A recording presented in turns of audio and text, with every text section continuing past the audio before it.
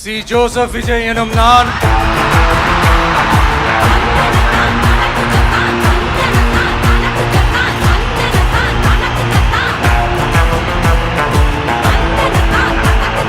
சட்டப்படி அமைக்கப்பெற்ற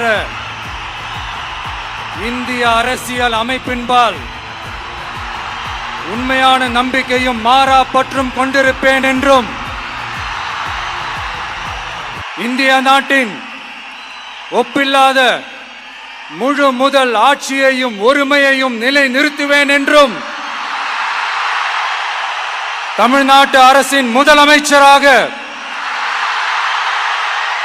உண்மையாகவும் உளச்சான்றின்படியும் என் கடமைகளை நிறைவேற்றுவேன் என்றும் அரசியல் அமைப்பிற்கும் சட்டத்திற்கும் இணங்க அச்சமும் ஒருதலை சார்பும் இன்றி விருப்பு வெறுப்பை விலக்கி பலதரப்பட்ட மக்கள் அனைவருக்கும் நேர்மையானதை செய்வேன் என்றும் ஆண்டவன் மீது ஆணையிட்டு உறுதிமொழிகிறேன்.